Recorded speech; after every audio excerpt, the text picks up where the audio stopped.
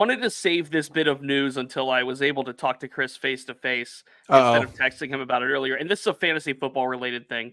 Don't. I had a bad first week. All right. Somebody don't dropped rub it in. Deontay Johnson in my 12-man league, and guess who was able to claim him? Oh my gosh. This guy. Good afternoon, everybody. On a football Friday, a good Friday afternoon to you. Today is Friday, September 15th, 2023. My name is Corey Crisan.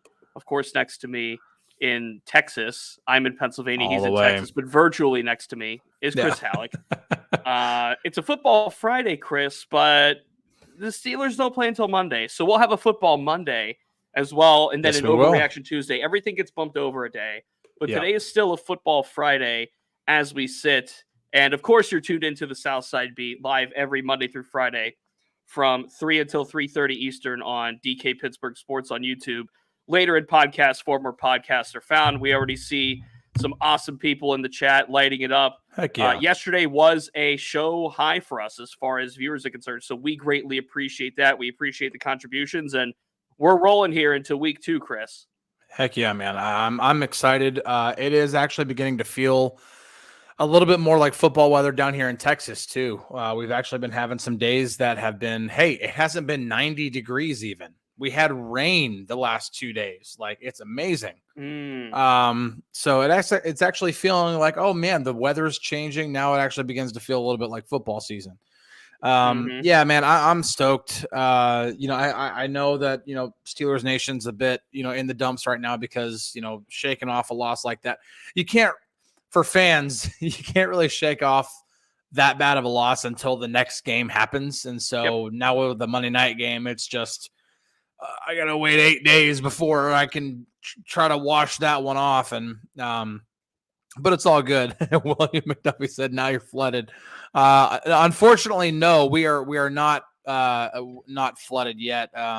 We just needed rain because we went so long without rain and it was so hot that literally the ground cracks. And like, I bought 5 bags of soil from Lowe's today to start filling in the cracks in my backyard.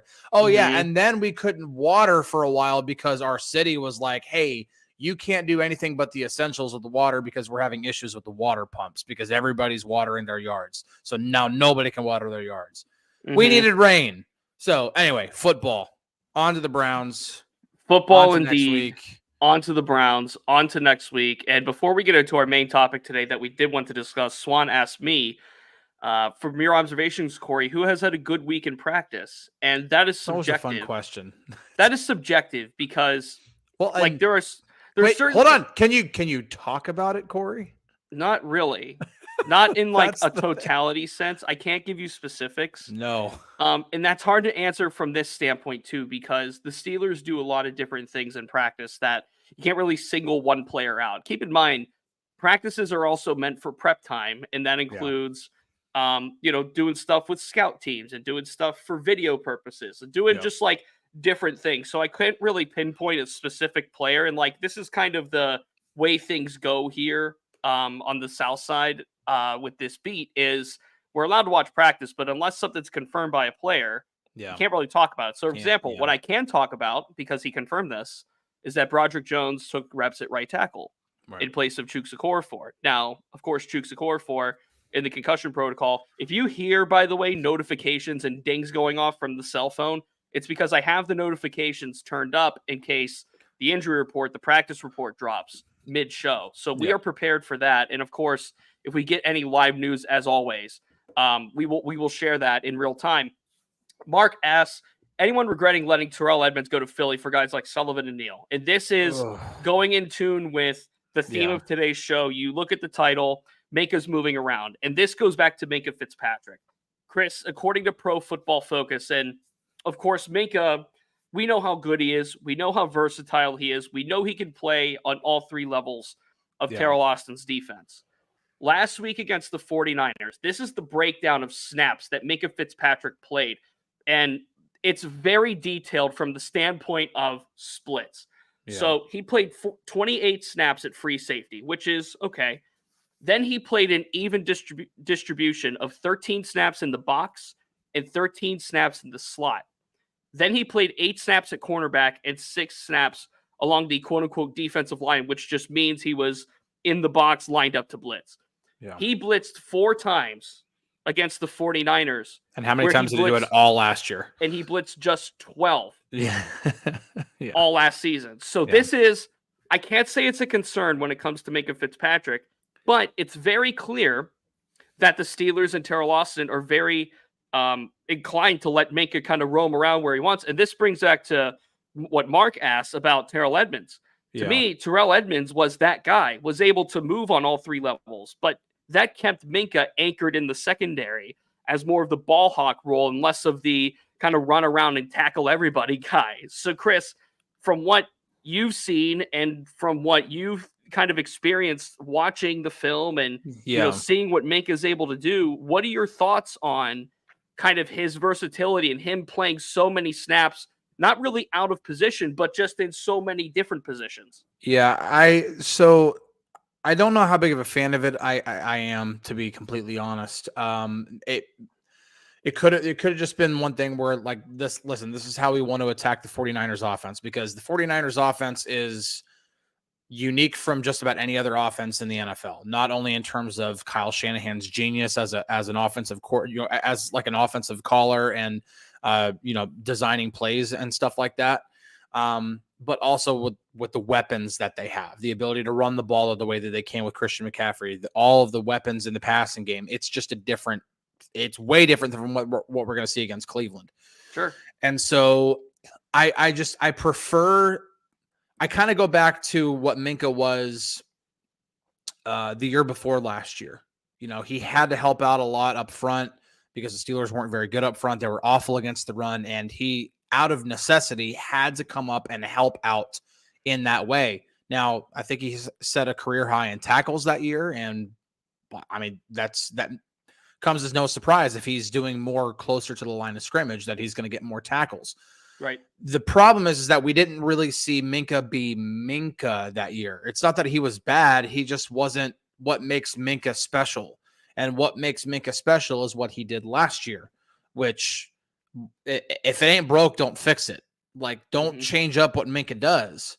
Now, again, it could have just been, this is how we want to attack the 49ers. And it might be a little bit different this week because they're playing the Browns. And, we know that they're going to run the ball quite a bit. But if this is going to be a trend of we're going to try to make Minkah Troy 2.0, I don't know how I feel about that, because Troy could do that. He could line up anywhere he wanted to because Troy Polamalu is Troy Polamalu. He could do whatever he wanted because he saw the game different than anybody else who's ever played this game.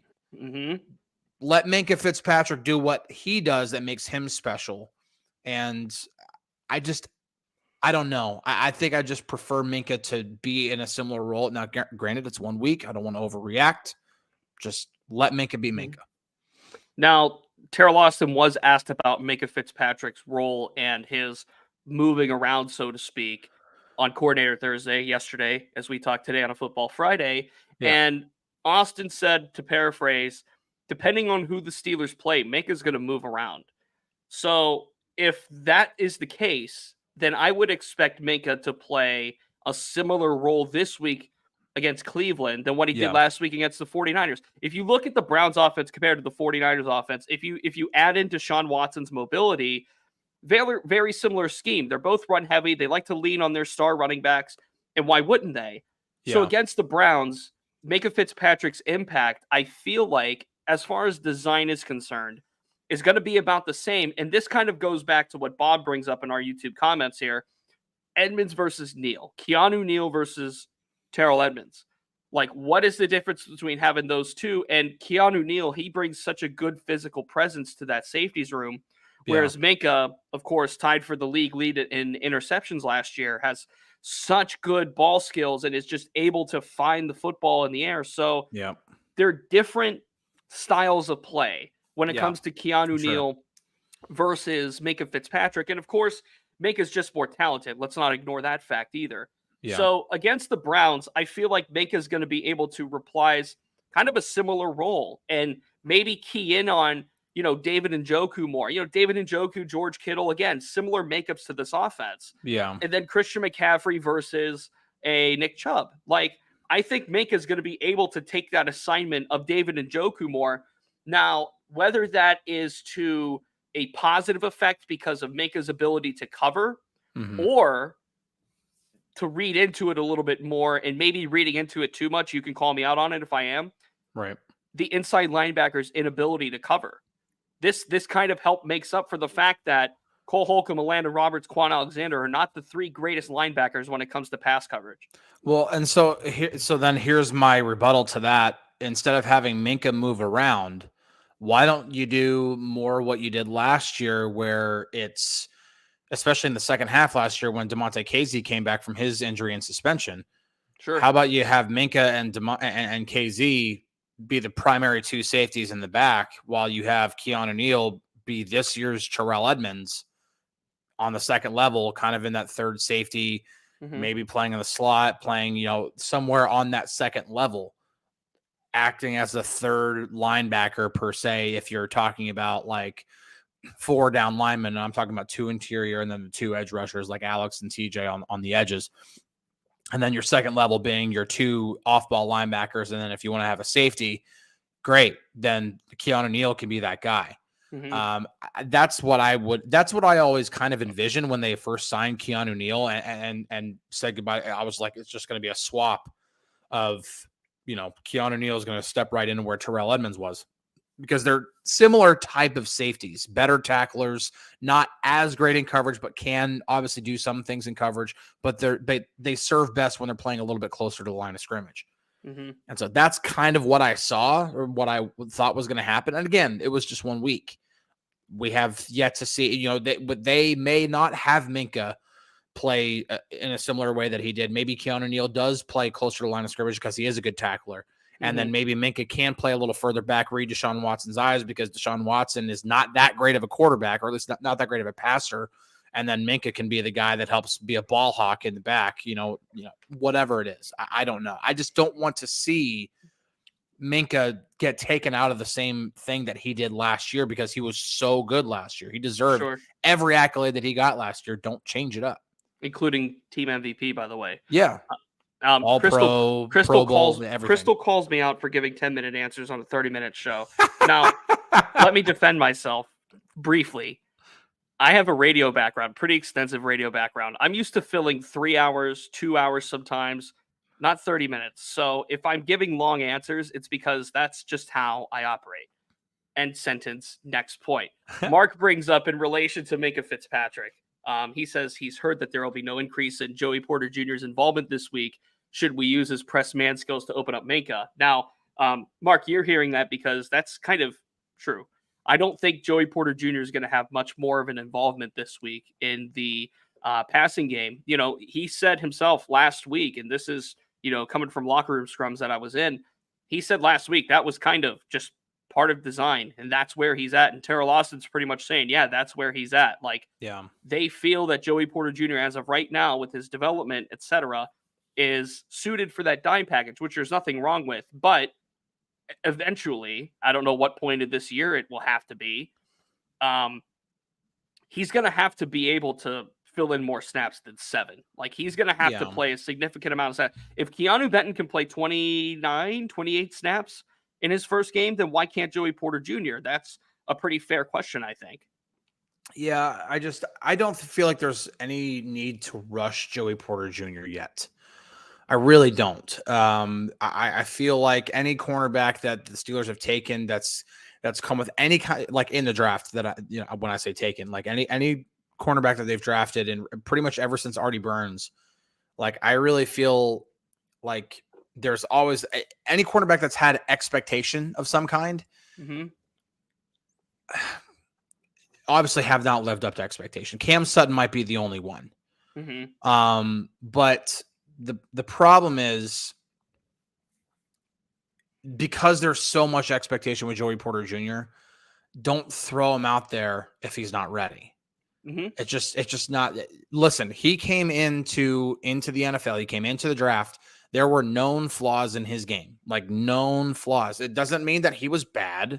It doesn't mean that he's not. I mean, he was a first-round caliber cornerback for a reason. Now, I know it wasn't taken in the first round, but in most drafts, he's a first-round cornerback. Like, this was just a crazy deep cornerback class. But that being said, he did have some flaws. Sure. And so there's no need to rush him. And so if you have the capability of having Levi Wallace play, of having Patrick Peterson play, and now that Desmond King is starting to get more and more involved, there's no need to rush him in just yet. And I see DQ Strawn with another $4.99 contribution. Thank you so much, man. That really means a lot. Thank you, DQ. He said, Strong says, yeah, that's the problem when you don't have a true nose tackle in a 3-4 defense. Minkah is one of the players who suffers because he has to play out of position. Now, there's also a trickle-down effect to having now Cam Hayward injured and, with groin surgery, going to be out for a while. Yeah. And, it's going to come down to that defensive line having to rotate around, and probably more Keanu Benton, probably more DeMarvin Leal, Larry Ogunjobi getting back from a foot injury. So the defensive line is banged up already. Yeah. So does that impact Minkah Fitzpatrick in his availability, essentially where he's going to be? Yes, it does. To an extent, it does. But even before Cam went down and, before, we knew that DeMarvin Leal was injured and everything, Minkah still was moving around the field. This is a design thing as well. This isn't just out of necessity. So, well, and I would even again, say, like, this week, I think we see it against the Browns. I would even say, like, okay, when we talk about Minkah's role and how it's tied to what they have up front, like, they were weaker at nose tackle last year than they are this year, because Tyson Alualu was obviously way over, like, revealed very, very early in the season that he was over the hill. He's done. And Montravius Adams, the one who stepped in, and so I feel like that they have at least more options at nose tackle this year, even without Cam Hayward there. You've got Keanu Benton, you've got Armand Watts, you've got Brayton Fehoko on the practice squad. You have options, more options this year at nose tackle than you did last year. So I don't even think that is a ripple effect of why Minkah might be doing something different. I just don't. I need to see, hear an explanation. And maybe this is a question that Terrell Lawson needs to be asked. Like, listen, if Minkah was so good doing what he did last year, why change it up? Sure. I think that's a legitimate question. Brent asked, do you think Desmond, and that's Desmond King, gets into the game? No one's talking about him. Can he catch the moving train? I'm going to go in reverse. Yes, I think he can catch the moving train, and he will sooner rather than later. I expect him to be active on Monday. And when I went to talk to him in the after practice locker room yesterday, he didn't really give an indication as to whether he will be activated or not. And obviously that is a call, coming from Mike Tomlin, coming from the powers that be. So we're yet to see that on him. Now, here's another reason why I think Desmond King will be activated. It's because of Anthony McFarland. McFarland winds up on the practice report, injury report on Thursday. That was the first of the week. We'll have another one, hopefully, within the next 10 minutes, so we can just talk about it on the show. You haven't seen it yet. But we will have one this afternoon, and Anthony McFarland was held out of practice yesterday because of a knee issue. So if that remains the case today, this could be a Desmond King opportunity for kick returns as well, because we know his ability as a returner. Calvin Austin's going to run punts back again, but Desmond King's ability as a kick returner is also going to help get him activated. The reason why no one's really talking about Desmond King is because, he wasn't ready to play last week. Let's be frank. He came in super late, didn't get into Latrobe. He had to pick up on the defense, and, that's going to take some time. But now I think there's going to be some time and some room for Desmond King to get into this football game. It's just a matter of when and where and what situation that Terrell Austin's comfortable with putting him in. Okay, so there's two different questions I want to put up here. Okay, why can't I? There we go. Okay. President Nitty asks, what do y'all think is our winning edge? And that goes along with another question that Crystal asked earlier, because I think they both tie in to each other. She also asked, should the Steelers come out passing? It seems now it's obvious that the team is going to be Najee heavy. So here's the thing, and this is the conundrum that you have in football. Do you do the thing like the Steelers did against the Colts in the 2005 divisional round, in which they think that you're going to come out running the football, and then you come out with very finesse offense and come out passing and catch them completely off guard, and you score 2 touchdowns on the first 2 drives? That could work. However, there's also the old adage of we really can execute our offense even when the opponent knows what we're going to do. And I think the Steelers, regardless of whether the Browns expect the Steelers to run the ball or not, need to try to run the football with, need to be assertive in trying to run the ball. Play to the strength of your team, right? And not just play to the strength of the team, but play against the Browns' weakness. Like the interior of their line is still a weakness. Their second level linebacker, like their off-ball linebackers, is a weakness until proven otherwise. I understand Jim Schwartz might be doing some different things with them schematically to try to make them better. And, if the two corners on the outside are doing their job, Denzel Ward and Greg Newsome are doing their job, it makes everything easier for the guys on the inside. But it's still a weakness until proven otherwise. So attack that weakness. They didn't do that last week. They decided to attack the 49ers where they're strongest. That's not smart. It's just not smart football. So attack the Browns where they're weakest. Run the football and run it up the middle. Run it up the middle, jam the football down their throat. It doesn't need to be rocket science here because this is exactly where the Steelers' strength matches up perfectly with the Browns' weakness. And maybe if the Browns were strong up the middle and they expect you to run the ball, and maybe you can get away with okay, let's try to catch them off guard with something. This is another situation where listen, we're going to run the ball. We know we're going to run the ball. Good luck stopping us. Dude, AJ Dub. AJ, good Lord, chimes in with a $10 contribution, and we greatly appreciate that, AJ.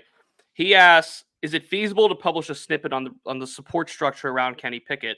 Would love to hear David Corley's perspective on supporting a quarterback who had a bad game. And yeah, I know that's not meant to oblige, and I appreciate the contribution and the thought. There's this time of year, it's a little hard to talk to assistants. Chris knows this. Yeah. It's a little hard to talk to assistants. Now, that being said, keep this in mind too. And I never want people to forget this.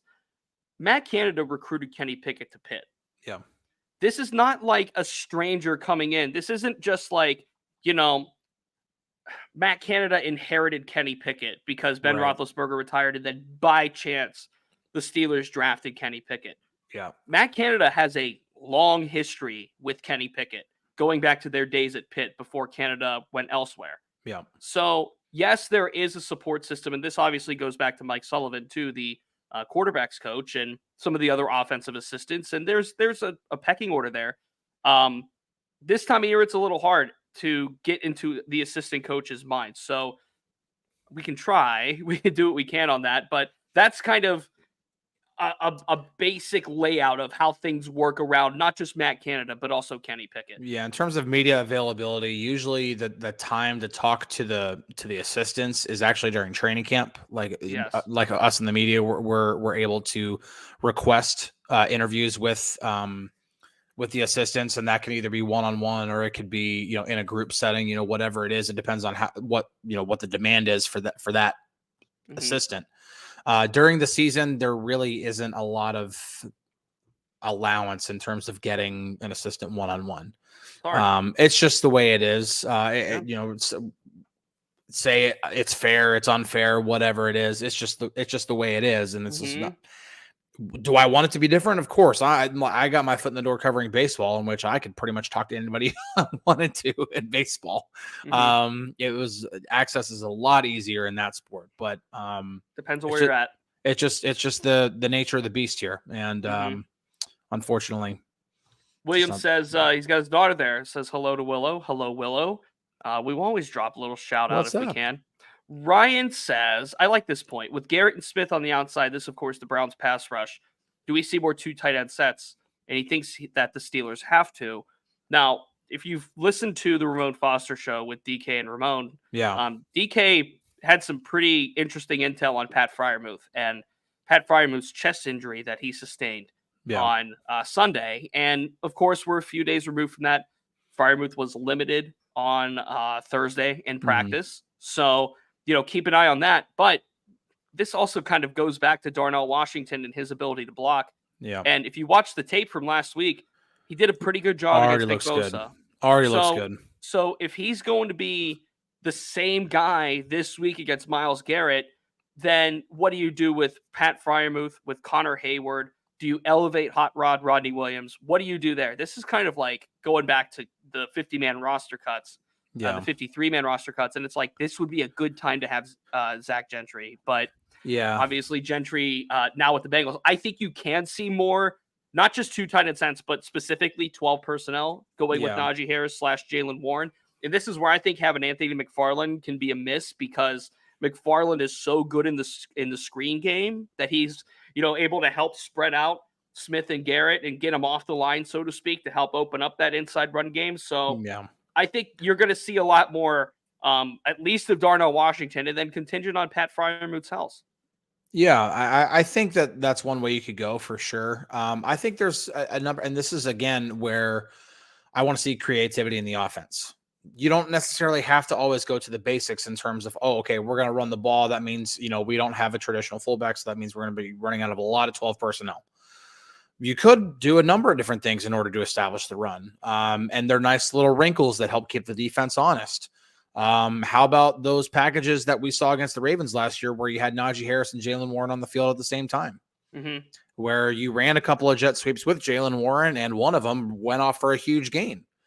Who says you can't do that kind of stuff, especially in a game like this? Shouldn't be what your go-to or anything like that, but just kind of mix it up every now and then. So yeah, I would expect in a game where I would think the Steelers are going to run the ball more. Yeah, they're going to probably be running with more 2 tight end sets for sure. But at the same time, there are different ways you can run the football. And that's what I want to see. Again, just pushing for more creativity, more ways to manipulate the defense, attack the defense in ways that they might not see coming. Even if it's a run, okay, well, there's a lot of different ways you can run the football. Bob asks, Tomlin was vocal about his disappointment in Canada's play calling. What can we expect to see different this week? What a question. And if I had that answer, then I think the Steelers would be better off. I'm just going to point to my Canada piece I did earlier this week. I mean, and like what we talked about today, the Steelers have to find a way to establish the run game. There has to be something. And I'm not saying the typical run, pass, punt. That's not what I'm saying. What I'm saying is find ways to create space for Najee Harris. Find ways to create space for Jaylen Warren. Get those 2 going. And that's how this offense opens up the opportunities without Deontay Johnson. Keep in mind, no Deontay Johnson this week. He's probably not playing. Like Tomlin said, we're probably without him. We're going to assume they're probably going to be without him. So look, if the Steelers are able to effectively run and get up the middle of that defense, and then, so to speak, slow down Myles Garrett and Zadarius Smith, then that's going to open up the opportunities for Pat Freiermuth, George Pickens, etc. It's just I think that this is a situation in which the Steelers really can, even with the injuries, they have the ability to really capitalize here on where their strength goes right against a Browns weakness. And I think that is where all the focus needs to be, because if they can exploit that, if they can run the football, it changes everything on offense and for the obviously on defense too, because if you're running the football, if you have the ball, guess what? They don't.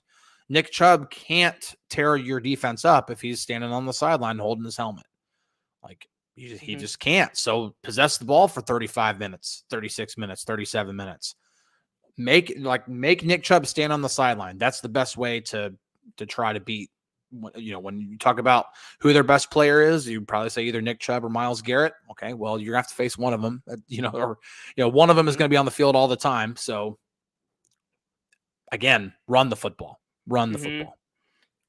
We shall see in about 3 to 3/4 days. I've lost track of time. It's Friday. We're getting to Monday. I will be in Morgantown tomorrow for the Backyard Brawl, so that'll be one I'm looking forward to. If it was anything like last year's, then we're going to be set.